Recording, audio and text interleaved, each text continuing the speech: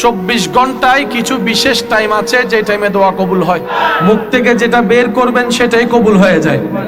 সেজন্য আল্লাহ রাসূল মা বাবাকে, মুরব্বীকে, বড়দেরকে, মানুষকে নির্দেশ দিয়েছেন, খবরদার কাউকে বদদুয়া লানত দিও না। কারণ মা তো জানে না দোয়া কবুলের টাইম কোনটা। রাগ করে ছেলেকে একটা বলে ফেলছে, যদি কাহিনী বশত সেটা দোয়া কবুলের টাইমে পড়ে যায়, বলেন না বলেন না বলেন না, আরো জোরে বলেন। সেজন্য অনেক সময় দেখবেন বাস্তব ঘটনায় মুরব্বী মা বাবা মুখ থেকে বলেছে রাস্তায় মরে যেতে পারোস না, দেখা যায় সে ওটা দোয়া কবুলের টাইম ছিল। তো সেজন্য নবী রাহমাতুল লিল আলামিন বলেছে রাগকে কন্ট্রোল করো, হিংসাকে দমিয়ে রাখো। মানুষের জন্য মুখ যদি খুলতে হয় সেটা দোয়ার জন্য খুলিও, কল্যাণের জন্য খুলিও। তুমি অন্যের কল্যাণে দোয়া করবা, আল্লাহ তাআলা তাকেও দান করবেন, তোমাকেও দান করবেন। সুবহানাল্লাহ। তো দোয়া করতে হয় সব সময়, মুখ খুলতে হয় সব সময় কল্যাণের, মানুষের উপকারের। বদদোয়া করা যাবে না। তুই মরি যা, তুই ধ্বংস, তোর উদ্দি লানত, বলেন না, বলা যাবে? এটা পছন্দ করে না কে? এটা পছন্দ করে না কে? যখনই জবান খুলবেন মানুষের জন্য যেন আমাদের জবান থেকে দোয়া বের হয়, আল্লাহ আমাদের সেই রকম জবান দান করুন।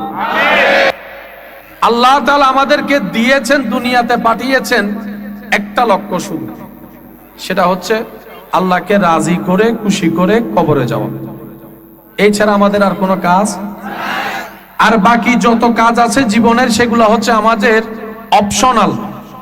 বলেন তো কি কাজ? অপশনাল কাজ। কিন্তু আমরা বোকারা অনেক ক্ষেত্রে অপশনালকে খুব ইম্পর্টেন্ট দিয়ে ফেলি, ইম্পর্টেন্ট জিনিসটাকে অপশনাল বানিয়ে ফেলি। যেমন চাকরি করাটা, চাকরির ছুটি নাই, দরকার হলে নামাজ বাদ যাক, কিন্তু মূলত নামাজটা ছিল ইম্পর্টেন্ট। একটু কথা বলি না ভাই, চাকরিটা ছিল অপশনাল। এবার আমার ভাই আমাকে বলবে ভাইয়া আমি যদি নামাজটা পড়ি আমাকে তো বসে বের করে দিবে, বেতন বন্ধ হবে, পরিবারে খাওয়াবো কি? আমি শ্রদ্ধার সাথে বলি মনে রাখবেন, জেনে রাখবেন, অন্তরে বসায় রাখবেন, কেউ কাউকে খাওয়ায় না, সবাইকে একজনে খাওয়ায়। তিনি কে? বসে খাওয়ায় না, মা বাবা খাওয়াই না, স্বামীয়ে খাওয়াই না, স্ত্রী খাওয়াই না, সবাই উসিলা দেনেওয়ালা। আর সেটার বাস্তব প্রমাণ ছিল করোনাকালীন সময়। বসে বলছে যে আমি আজ বেতন চালাইতে পারি না, বেরো। কর্মীয়ে চিন্তা করছে আমার যদি চাকরি না থাকে, বেতন না থাকে, বাজার করব কেমনে? কিন্তু সত্যি করে বুকের মধ্যে হাত দিয়ে বলেন তো, করোনাকালীন সময়ে কেউ ক্ষুধার অভাবে মারা গেছে এমন কেউ কোনো খবর শুনছেন? খাবার অভাবে মারা গেছে শুনছেন? আল্লাহ কি খাওয়াইছে কি খাওয়াই নাই? এখনো যে এরকম 2 বেলা 3 বেলা খাওয়াই, করোনাকালীন সময়ে রাস্তা বন্ধ, দোকান বন্ধ, অফিস বন্ধ, ব্যবসা বন্ধ, রাস্তা বন্ধ, ইনকাম বন্ধ, বন্ধ বন্ধ সব বন্ধ, রিজিক ফলাৎ ছিল। সেজন্য এই কথা মাথায় রাখবেন, চাচা যেটা জ্বালাইলে এখানে ভয় পাওয়ার দরকার নাই। আল্লাহ যদি আপনার রিজিকের দায়িত্ব বাবা চাচা জেডার হাতে দিত তাহলে টেনশন করার দরকার ছিল। আপনার রিজিকের দায়িত্ব তো আল্লাহ নিজের হাতে রেখেছেন, সুতরাং কারোর সামনে মাথা নত করার দরকার। আমরা মাথা নত করব শুধু আল্লাহকে। সত্যি করে চাকরিতে লাভ বেশি না ব্যবসায় লাভ বেশি? আরো জোরে বলেন, চাকরিতে না ব্যবসায়? আমরা অনেক সময় নিজেকে চিনতে পারি না, জানতে পারি না কি কাজ করলে আমাদের কল্যাণ হয়।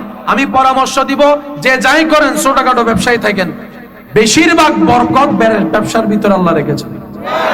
এবার দেখেন আপনার আমার নবী ব্যবসা করেছেন কি করেন নাই? আবু বকর সিদ্দিক, ফারুক আজম, ওসমান গনি, মৌলা আলী, ইমাম আজম আবু হানিফা, সমস্ত আল্লাহর প্রিয় বান্দারা কোনো না কোনো ব্যবসায়, কোনো না কোনো ব্যবসায়, কোনো না কোনো ব্যবসায়।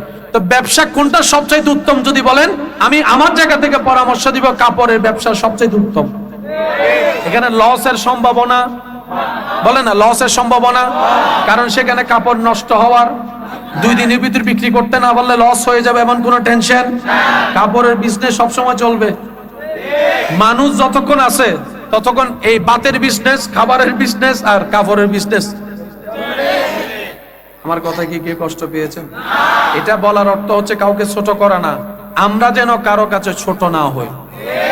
আমরা অনেক সময় নিজের সম্মান বুঝতে পারি না, সেজন্য অনেক সময় মালিকরা 3 মাসের 4 মাসের বেতন না দিয়ে যখন আপনারা আন্দোলন করেন, তারা বলে যে আমার এখান থেকে বাইর হয়ে যাও। আরে বাইর হবো কেন? সময় যেগুলা দিয়েছি সময়গুলা দিতে হবে। আরো জোরে বলেন ঠিক কিনা? আল্লাহ রাসূল বলছেন, পরিশ্রমকারীর ঘাম শুকানোর আগেই তার বেতন দিয়ে দাও। সুবহানাল্লাহ বলো। এই রকম বার্তা পৃথিবীতে কর্মীদের জন্য, শ্রমিকের জন্য কেউ দেয় নাই, যেটা আপনার আমার নবী দিয়েছেন। সুবহানাল্লাহ। ঘাম শুকানোর আগে, একটু বলি না, ঘাম শুকানোর আগে, ঘাম শুকানোর আগে। বৃষ্টি আছে না? বৃষ্টি আছে না? আমার একটু চুপ করে বইতে হবে। একবার বলি আলহামদুলিল্লাহ, আর একটু জোরে। ঘাম শুকানোর আগে যদি আপনি বেতন দেন, কর্মীর পারিশ্রমিক দিয়ে দেন, আপনার জন্য হক আদায় হয়ে যাবে। যদি ঘাম শুকানোর আগে দিতে পারেন, হক আদায় হবে, সওয়াবে সওয়াব হয়ে যাবে। কারণ আপনি নবীর সুন্নতকে আমল করেছেন। বলেন না সুবহানাল্লাহ। আমরা মাথা ঠেকাবো দুনিয়ার কাছে না রবের কাছে? আওয়াজ দিয়ে বলেন, আমাদের রিজিকের মালিক আল্লাহ। হয় না? আরো জোরে বলেন, রিজিকের মালিক আল্লাহ, হায়াতের মালিক আল্লাহ, ইজ্জতের মালিক, সম্মান দেওয়ার মালিক, শান্তি দেওয়ার মালিক, প্রশান্তি দেওয়ার মালিক, জান্নাত দেওয়ার মালিক ওই আল্লাহ আছে না নাই? দেখে কি দেখে না? শুনে কি শুনে না? দিতে পারে কি পারে না? খাওয়াইতে পারে কি পারে না? আরে যে আল্লাহ আপনাকে আমাকে মায়ের পেটে খাওয়াইছে,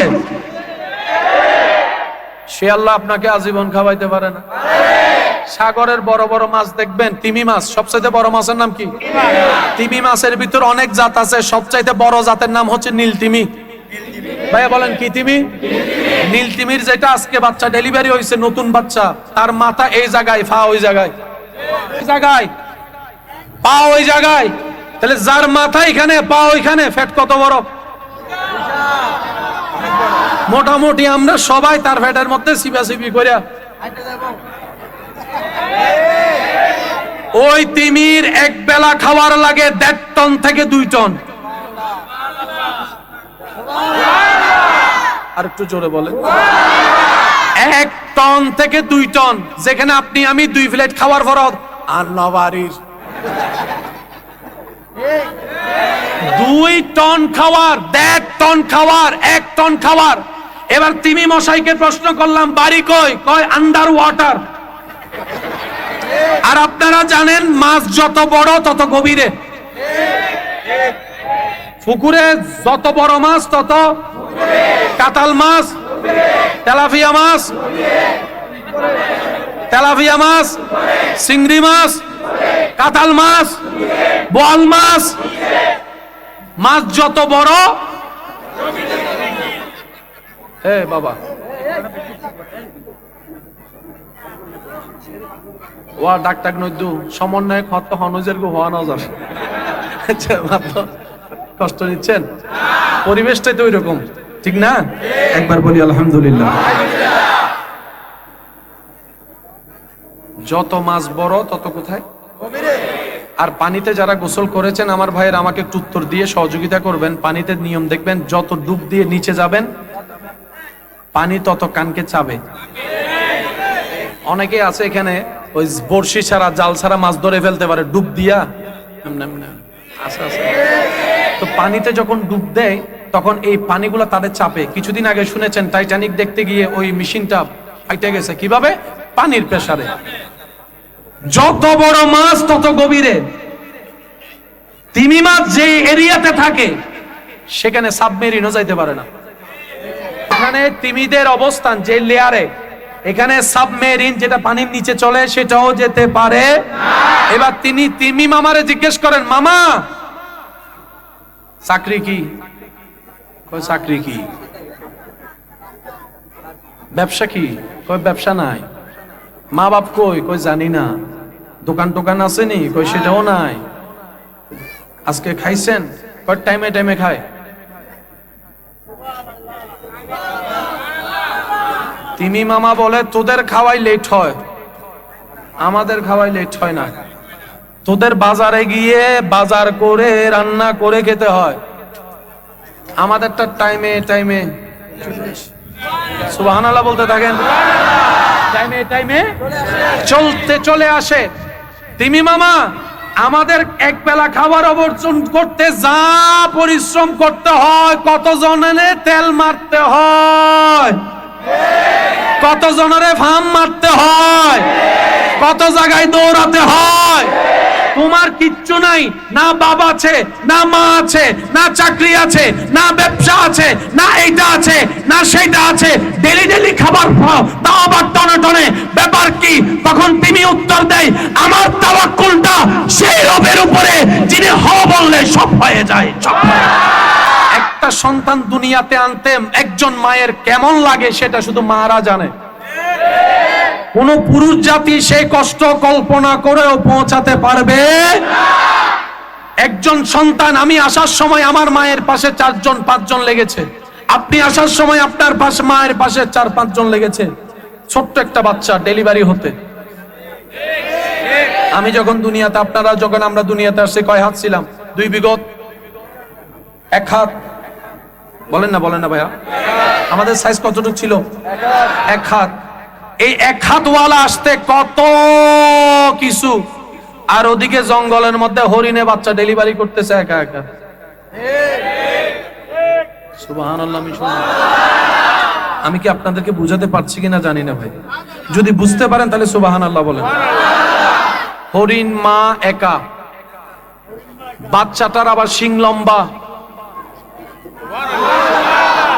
হাতির যেটা ছোট বাচ্চা সেটাও মোটামুটি আমাদের সাইজের মতো। জিরাফের যেটা বাচ্চা এটা মোটামুটি আমাদের 1.5 তলার মতো।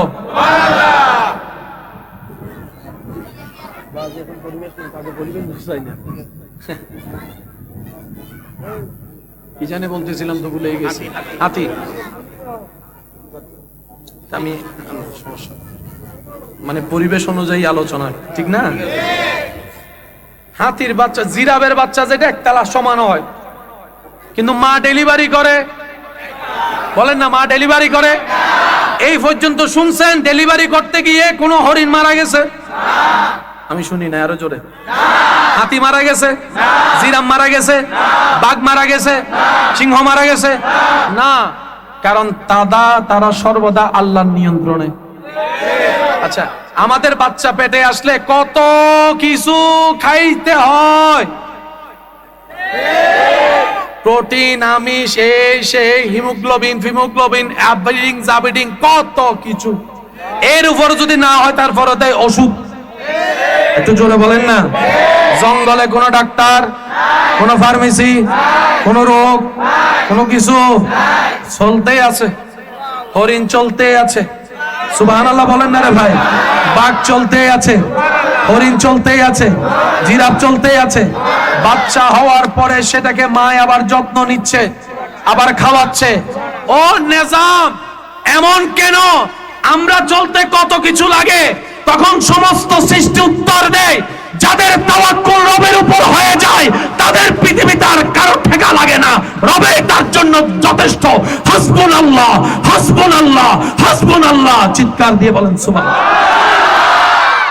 আমাদের সবচেয়ে বড় ব্যর্থতা, আমরা আল্লাহর উপর তাওয়াক্কুল কমাই দিছি। এই ব্যর্থতা সবাইকে মানতে হবে। আর একটু জোরে বলেন না। কোন একটা বিপদ আপদ আসলে এই পর্যন্ত কয়জনে বলছি আল্লাহ ভরসা? বলি নাই। টেকাই ফরার পরে বলি যে আল্লাহ ভরসা। কিছু কথা বলে না।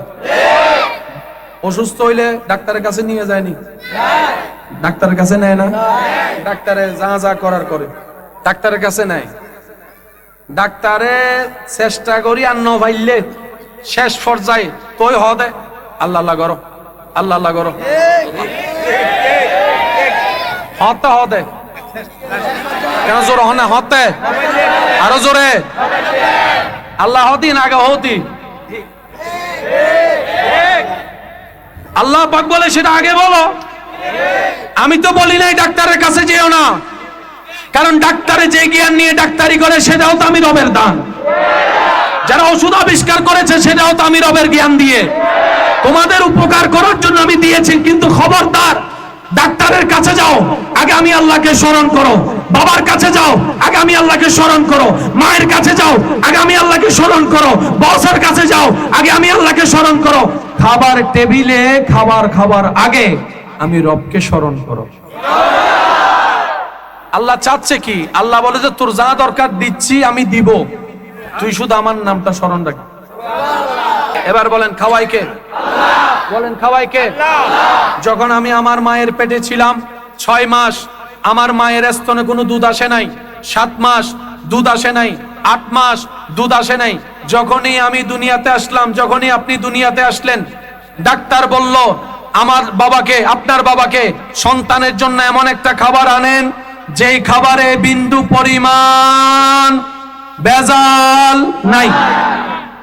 একটু বুঝে বুঝে বলেন সুবহানাল্লাহ।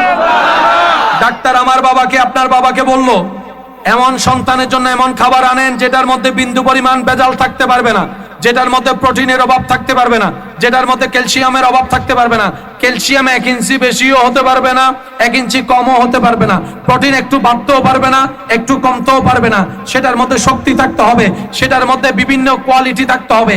এবার আপনার বাবা, আমার বাবা আমাদেরকে খাওয়ানোর জন্য সারা বিশ্ব ভ্রমণ করেছে। এমন খাবার, বলেন বলেন, এমন খাবার বড় বড় শপিং মলে গিয়েছে, এমন খাবার আমেরিকা গেল, এমন খাবার সারা পৃথিবী ঘুরে ব্যর্থ হয়ে আমাদের বাবা যখন ঘরে এসে মন খারাপ করলো, মা জিজ্ঞেস করে স্বামী গো মন খারাপ করলেন কেন? বলে যে আমার সন্তানের জন্য আমি খাবার জোগাতে পারি নাই। এমন ফ্রেশ খাবার, নির্ভেজাল খাবার কোথায় পাবো সেটাই তো জানি না। যে সমাজে, যে দুনিয়ায় বাতাসটাও দূষিত, সেখানে খাবার তো নির্ভেজাল প্রশ্নই আসে না। মা মুস্কি হেসে, আমার বাবা, আপনার বাবা, আমাদের মা বাবাকে বলে স্বামী গো টেনশন করেন না, খাবার এখানেই আছে।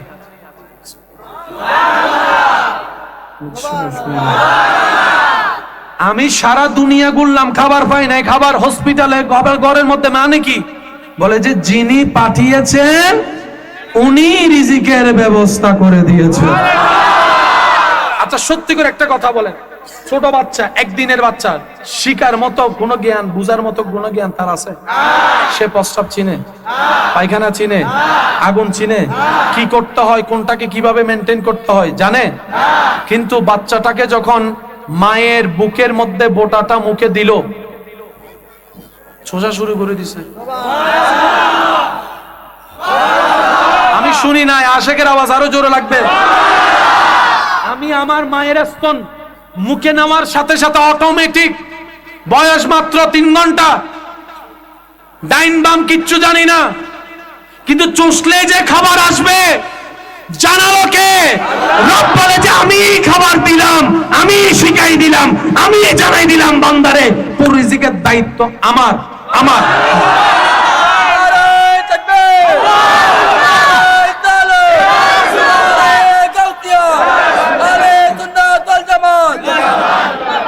এবার আওয়াজ দিয়ে বলেন, এই দুনিয়াতে টিকে থাকতে বাচ্চাদের শক্তির দরকার। একটু জোরে বলি, হাত শক্ত হওয়া দরকার, ব্রেন ভালো হওয়া দরকার, বুঝ ভালো হওয়া দরকার, ক্যালসিয়ামের দরকার, প্রোটিনের দরকার। একটা মানুষের, ছোট বাচ্চার শরীরে যত প্রকার যা আছে সবকিছু এক জায়গায় যেখানে পাওয়া যায় সেটাই হচ্ছে মায়ের বুকের দুধ। কিন্তু বাজারে দেখবেন ভিটামিন ই আলাদা, ভিটামিন সি একটু জোরে বলেন না, ভিটামিন ডি, সব ভিটামিন এক জায়গায় মায়ের বুকে। সব ধরনের প্রোটিন এক জায়গায় মায়ের বুকে, সব ধরনের ক্যালসিয়াম এক জায়গায় মায়ের বুকে। রব বলে আমি বানাইছি, আমি জানি তো তার দেহের কোন কোন জায়গায় কি কি দরকার, আমি সেই পরিমাণ সবকিছু দিয়ে মায়ের বুকের দুধ বানিয়ে দিয়েছি। আগের যুগে কষ্ট নিলেন না? আমি একটা প্রশ্ন করে আপনার উত্তর দিয়ে, দেশি কুরো মজা নাকি ফার্মার কুরো? হ্যাঁ, শক্ত হুন্ন, মজবুত হুন্ন, হন কুরোর জুল মজা, হন গুড়ার গুস্ত মজা, হন গুড়ার আড্ডি শক্ত। আর মরিবে দরিবের আগে ইতে এনে জরাইবার আগে জুড়ে হয় না? অন্য বাজে হয় না? অনেকে শহর পছন্দ করে, গ্রাম ঘৃণা করে। ভাইয়া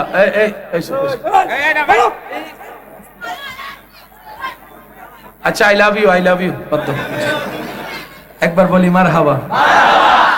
সত্যি করে বলেন তো, গ্রামের ছেলেরা বেশি শক্ত নাকি শহরের?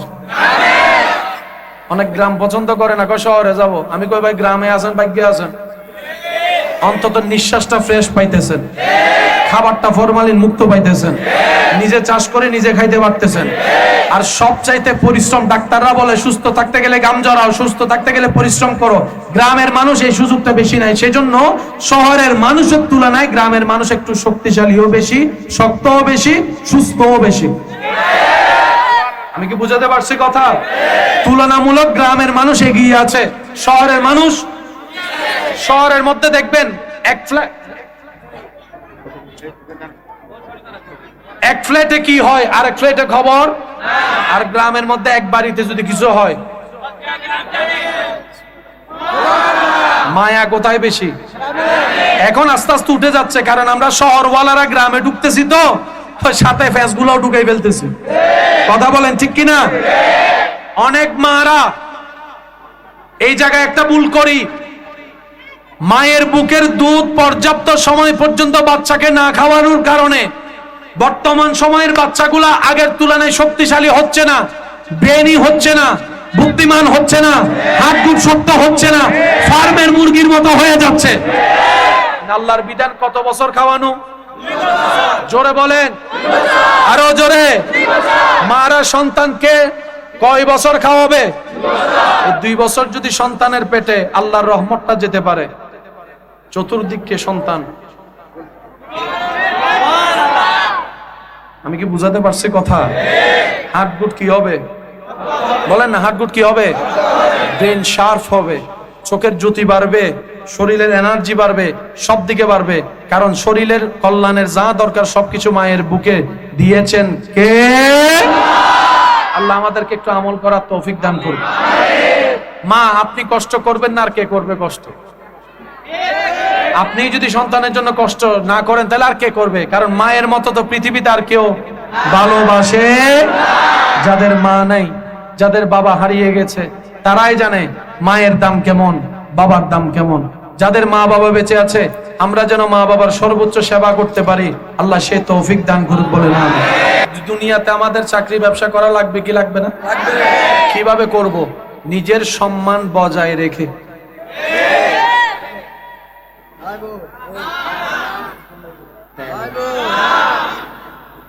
দরকার নাই, শুধু কয়েকটা কাজ করবেন। 1 নাম্বার, রবের দরবারে টাইমে টাইমে সিজদা দেওয়াটা ঠিক রাখবেন। ঠিক বললেন না? সুবহানাল্লাহ বলেন। রবের দরবারে টাইমে টাইমে সিজদা। কয় টাইম? কয় টাইম? এবার বলেন 24 ঘন্টা, ডেইলি কয় ঘন্টা? 5 টাইমে যদি হাজিরা দিতে যাই, বেশি থেকে বেশি কয় ঘন্টা লাগবে? জোরে বলেন। আল্লাহ পাক বলে যে 1 ঘন্টা তুই আমারে দে, 23 ঘন্টা আমি তোরে দিলাম। তুই 1 ঘন্টা আমারে স্মরণ কর, আমি 23 ঘন্টা তোরে স্মরণ রাখবো। তুই 1 ঘন্টা আমারে ডাক, 23 ঘন্টা আমি তোরে ডাকবো। তুই 1 ঘন্টা আমার কাছে রিজিক চা, 23 ঘন্টা আমি তোরে রিজিক দিতে থাকবো। তুই 1 ঘন্টা আমারে খুশি কর, আমি আল্লাহ তোরে দুনিয়াতেও খুশি করব, হাসরেও খুশি করব, কবরেও শান্তি দিব। সুবহানাল্লাহ। কয় ঘন্টা? জোরে বলেন কয় ঘন্টা? আমি শুনি না, আরো জোরে বলেন কয় ঘন্টা? 24 ঘন্টার মধ্যে 1 ঘন্টা কি অনেক বেশি? হ্যাঁ, কত বলে নাই, 12 ঘন্টাও তো বলে নাই। এবার দেখেন, আল্লাহ তাআলার এই দুনিয়া কার? আমরা কার? রহমত দরকার আমাদের, ঠেকা কার? ঠেকা কার? অপরাধী কারা? অভাবী কারা? জিনিস দরকার কার? নিয়ামত দরকার কার? দিবেন কে? সে আল্লাহ বলতেছেন 23 ঘন্টা দূরে দিছে, 1 ঘন্টা আমারে দে। হওয়া দরকার ছিল 23 ঘন্টা আমারে যদি দেস, তাহলে আমি তোর 1 ঘন্টা খাওয়াবো। আল্লাহ সেটা বলে নাই। আওয়াজ দিয়ে বলেন তো, আমার আল্লাহ চেয়েছে কয় ঘন্টা? আওয়াজ দেন, কয় ঘন্টা? এবার আসেন, আপনি সারাদিন পরিশ্রম করার জন্য, শরীরের এনার্জির জন্য ঘুমের দরকার আছে না নাই? এবার আমরা সবাই ঘুমাই কয় ঘন্টা? 6 ঘন্টা, 7 ঘন্টা, 8 ঘন্টা। আছে না? এখানে আছে না? 6-7 ঘন্টা 8 ঘন্টা তো ঘুমাই। আল্লাহ পাক বলে যে এটাও তোরে দিলাম। ওই সকাল 9টা থেকে 5টা ডিউটি, যা তোরে দিলাম, যা। আল্লাহ আমার ঘরে বউ আছে তো, বউয়ের একটা টাইমের দরকার আছে, আল্লাহ কয় যা, সেটাও তোরে দিলাম। আল্লাহ আমার কিছু বন্ধু বান্ধব আছে, ছোটবেলার বন্ধু, দেখা না করলে অহংকারী মনে করবে, আল্লাহ পাক বলে যে যা, সেটাও সময় তোরে দিলাম। তবে গুনাহ করিস না, এমনি কথা বল, মানুষের গীবত করিস না, নেশা করিস না, সেটাও তোরে দিলাম। আল্লাহ আমার কিছু পার্সোনাল সময় দরকার, রব বলে যা, সেটাও তোরে দিলাম। আল্লাহ আমার বাথরুমে যেতে হবে, রব বলে যা, সময়টা তোরে দিলাম। আল্লাহ আমার কিছু খাইতে হবে, খাইতে, আল্লাহ কয় যা, এটাও দিলাম। 23 ঘন্টা তোর, 1 ঘন্টা আমার। আমরা এত অবাগা, আমরা এত ব্যর্থ, আমরা এত গাধা, আমরা এত অনুপযুক্ত, আমরা এত ব্যর্থ, ওই রহমানকে 1 ঘন্টা দিত আমাদের সময় পাই না। কয় ঘন্টা? কিসের জন্য? এবার নামাজের টাইমটা আমরা ভুলে যাব, সেটা আল্লাহ আগে থেকেই জানে। টাইম কয়টায় নামাজ সেটা আমরা জানবো না, সেটা আল্লাহ আগে থেকেই জানে। আমরা যেন নিজেরাই মিস না করি, আল্লাহ মুয়াজ্জিনকে আজানের ব্যবস্থা করে দিয়েছেন। এবার মুয়াজ্জিন বলে, আল্লাহ আমি ডাকলে সে তো আসবে না, আমার ডাকে সে আসবে না। রব বলে যে আমি সেটা জানি, তোর ডাকে আসবে না, তুই একটা কাজ কর, তুই তোর জবান দিয়ে আমি আল্লাহর নামটা আগে শুনাই দে, আল্লাহু আকবার, আল্লাহু আকবার, আল্লাহু আকবার, আল্লাহু আকবার। আমার বান্দা যেন বুঝতে পারে ওই রবের দরবার থেকে ডাক এসেছে, যেখান থেকে সে এসেছে একদিন যেখানেই ফিরে যেতে হবে। আগের যুগের নবী রাসূলের উম্মতের ইবাদত ছিল নির্দিষ্ট জায়গার বাইরে যাওয়া যেত না। পাহাড় হইলে পাহাড়ে, সবাই যাও পাহাড়ে, গড়ে হলে গড়ে, সবাই গড়ে, এই এরিয়ার বাইরে যাওয়া যাবে। নবী একদিন আল্লাহকে বলে, আল্লাহ আমার উম্মত তো বেশি, চাকরিও থাকবে, ব্যবসাও থাকবে, দোকান বন্ধ করে মসজিদে কে যেতে পারবে না, তো আল্লাহ একটু সহজ করে দেন না। আল্লাহ পাক বলে, হাবিব আপনাকে আমি যেদিন দুনিয়াতে পাঠিয়েছি সেদিন থেকে সমস্ত পবিত্র জায়গাকে আমি আল্লাহ মসজিদ বানিয়ে দিয়েছি। মসজিদ আজকে আপনি যেখানে মন চাই সেখানে নামাজ পড়তে পারবেন, শুধু শর্ত হচ্ছে জায়গা যেন পবিত্র হয়। বলেন জায়গা যেন কি হয়? জায়গা যেন কি হয়? সিজদার জায়গা যেন পবিত্র হয়, নামাজের জায়গা যেন পবিত্র হয়। সন্দেহ লাগলে পবিত্র করে নেবেন, নামাজ পড়ে ফেলবেন। কবুল করার মালিক কে? কঠিন করেছেন না সহজ? কঠিন করেছেন না সহজ? আমার আপনার নবী রাহমাতুল লিল আলামিনের কত দয়া আমাদের উপরে কল্পনাও করতে পারবেন না। শুধু আমরা জান্নাতে যাই সেটাই নবীর চাওয়া। সেজন্যই নবী কেঁদেছেন, কেঁদেছেন, কেঁদেছেন, কাঁদছেন, কাঁদবেন। হাসরের ময়দানও রব্বি হাবলি উম্মতি বলে আপনাদের আমাদের জন্য কান্না করবেন। এবার আমি প্রশ্ন করব, আপনারা উত্তর দিবেন। জান্নাতে যাওয়ার জন্য সওয়াবের দরকার আছে না নাই? সওয়াব কামানোর জন্য হজ করার দরকার আছে না নাই? হজ করার জন্য টাকার দরকার আছে না নাই? তাহলে টাকা না থাকলে হজে যাওয়া যাবে? বলেন না, হজে যাওয়া যাবে? হজ না করলে সওয়াব পাওয়া যাবে? তাওয়াফের সওয়াব পাওয়া যাবে? সাফা মারওয়া সাইর সওয়াব পাওয়া যাবে? আরাফা মিনা মুজদালিফার সওয়াব পাওয়া যাবে? তো নবী বলে, আল্লাহ আমার উম্মতের সবার তো সামর্থ্য থাকবে না, তো বড় লোকে তো টাকা দিয়ে হজ করে সওয়াব কামাই ফেলবে, আমার গরিব উম্মতের সওয়াব কই? আল্লাহ আপনি চাইলে তো সব পারেন, আপনি চাইলে সব বিধান দিতে পারেন, একটু সহজ করে দেন। আল্লাহ পাক বলে, আপনার গরিব উম্মতকে বললেন, আপনার উম্মতদেরকে বললেন, ব্যস্ত সময় থেকে সময় বের করে আদব, ভালোবাসা, মোহাব্বত নিয়ে নিজ নিজ মা বাবার চেহারার দিকে যেন একবার তাকায়, 1 সেকেন্ডও যদি তাকায়, কবুল হয়েছে এমন হজের সওয়াব আমি আল্লাহ ডান কাঁধের ফেরেশতা দিয়ে লেখায় দেব। 7 লাখ টাকা বাঁচাই দিই কিছু। সুবহানাল্লাহ, খলাক ওয়া ওয়া মন্ত্রী, ও মন্ত্রী না, টাকাটা বেশি। একবার বলি মারহাবা। কঠিন করেছেন না সহজ? কিন্তু আল্লাহর কাছে ফরিয়াদ, আল্লাহ যেন আমাদেরকে জীবনে একবার হলো সচক্ষে কাবা, সচক্ষে মদিনা দেখার তৌফিক দান করেন।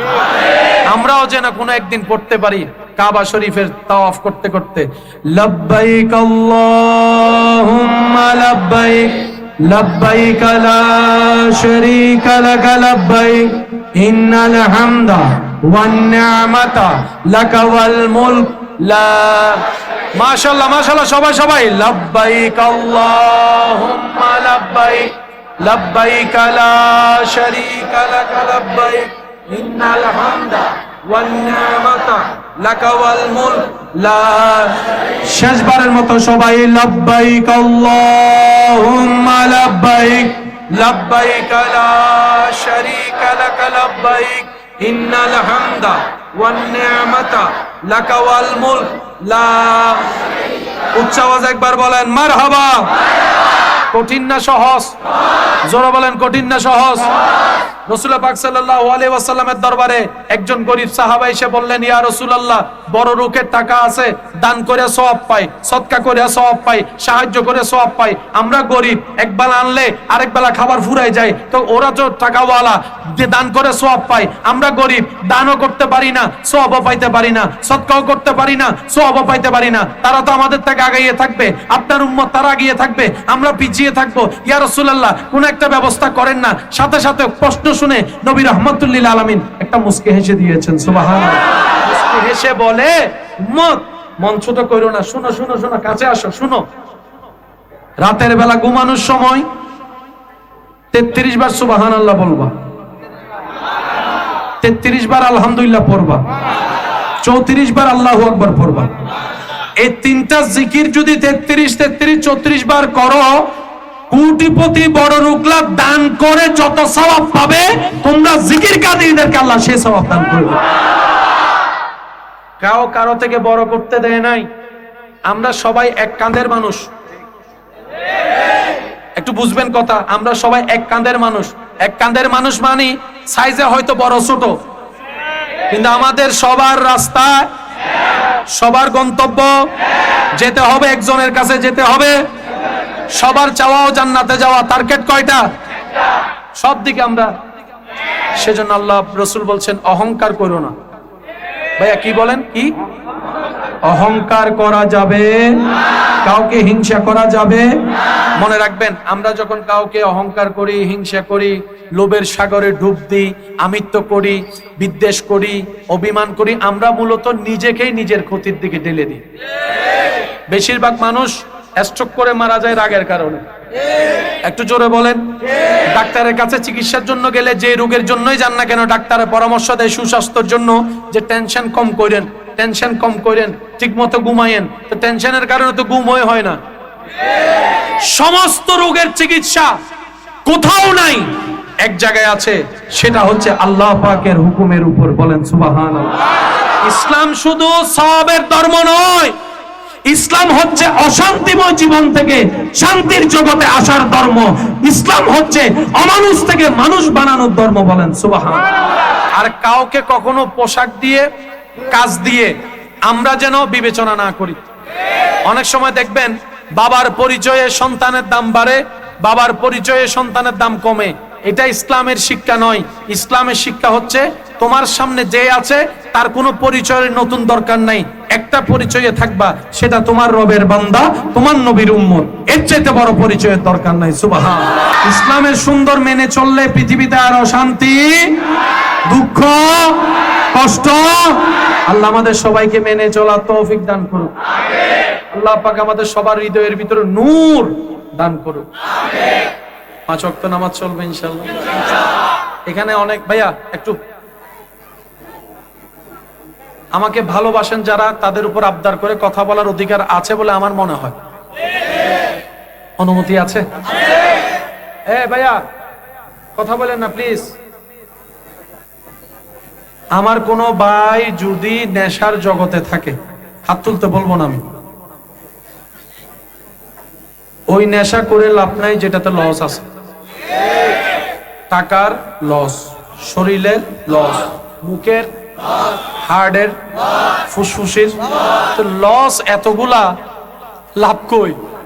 2 মিনিট নিজের প্রধানমন্ত্রী মনে হয়। 2 মিনিট নিজের এখন প্রধানমন্ত্রী মনে হইতে হইতে দেখা যায় পিছনে লাডির বাড়ি, চোখ খুলে দেখে পুলিশ। কিরে তুই নালাই ভরে রয়েছিস কেন? ইতে প্রধানমন্ত্রী হয়ে নালাই ভরে রয়েছে। আমি শুধু এতটুকু বলবো, আপনার নেশাটা মজা লাগে তো নিয়েছেন, দেখেছেন ওই নেশাটা যেটা এতদিন ছিলেন, ভাইয়ের কথাটা রেখে একবার এই নেশাটাতে আসেন।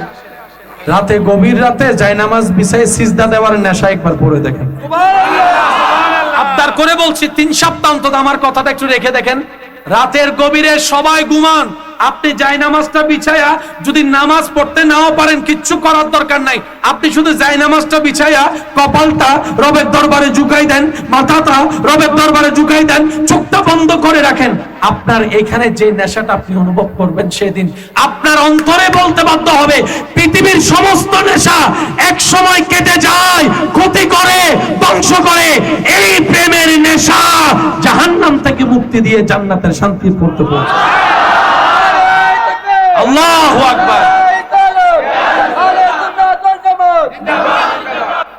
বলে না নেশার দরকার সবার, যেটা কেটে যায় এই নেশা করে, যে নেশায় আপনারা দাঁড়কর্য করায়। বলেন না, বলেন না, বলেন না। এখানে আমার অনেক ভাইয়েরা আছেন গেমের প্রতি এত আসক্ত, গেম ছাড়তে চাইলেও গেম তারা ছাড়ে না, আছে না? আমি চিনি না কাউকে, বলে যাচ্ছি নেওয়ার চেষ্টা করবেন। আপনি চাইলে 21 দিনের ভিতর ছেড়ে দিতে পারবেন। 21 দিন। আমাকে একটা মোবাইল দেন। গেম এখানে, গেম এখানে পকেটে রাখছে, যতক্ষণ আপনার হাত না যাবে। এবার আপনি বলবেন যে দৈত্যান্ন 3 মিনিট কেন করবো, করবো যা করবো, এরকম হাতে এরকম করবে, তুই যা করবি কর, 3 মিনিটের আগে আমি খুলবো না। মিনিট আমি আপনাকে বলি না 1 সপ্তাহ, আমি মাত্র যাচ্ছি 3 মিনিট। 3 মিনিট রাখবেন, 3 মিনিট টাইম নেই। 3 মিনিট যখন চলে যাবে তখন আপনার ইচ্ছে হলে আপনি হাত দিয়ে, এটা আপনার ব্যাপার। কিন্তু আপনি তখন বলবেন না, যে মানুষ আজকে 3 মিনিট না ধরে থাকতে পারছি, কালকে আমি 5 মিনিট করে দেখাবো, তারপরের দিন আমি 10 মিনিট। 1 সপ্তাহ পরে দেখবেন যে এটা ফুলে রয়েছে আপনার। মানুষের ভিতরে আল্লাহ সমস্ত ক্ষমতা দিয়েছেন দুনিয়াতে টিকে থাকার, পাপ থেকে বেঁচে থাকার। কথা বলেন ঠিক কিনা? আমরা আবেগে ভরে হারিয়ে যাই, আমরা একটু বেশি আবেগী তো, আমাদের টাইম কিন্তু শেষ। যদি বৃষ্টি চলেও আসে, তবরুক টবরুক যদি নফন হনক সটস হইবেন, মাহফিল কমিটির উদ্যোগ হন রাগ থাক দেখাইবেন। তাই বলেন তাবারুক পাইলো আলহামদুলিল্লাহ, আবার বলেন তাবারুক পাইলো আলহামদুলিল্লাহ। এবার আমার ভাইয়েরা, যুবকরা একটু বলেন, গেম থেকে চাইলে কি বাঁচার রাস্তা আছে? আমরা কি চাইলে ইনশাল্লাহ পারবো? গেমের শক্তি বেশি না মানুষের শক্তি বেশি?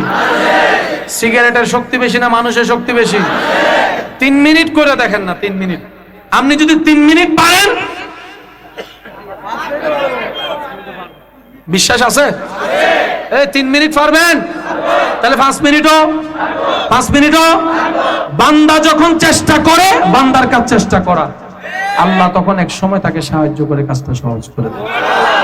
বিদেশে এমন অনেক ভাইয়েরা আছে, এক সময় পানি এনেও খাইতো না, কিন্তু এখন যাওয়ার পরে দেখবেন 10 তলা 20 তলা বিল্ডিং এর রোদের উপরে কাজ করে যাচ্ছে, কাজ করে যাচ্ছে, ঘাম ঝরতেছে, বড় বড় বস্তাল গাইতেছে।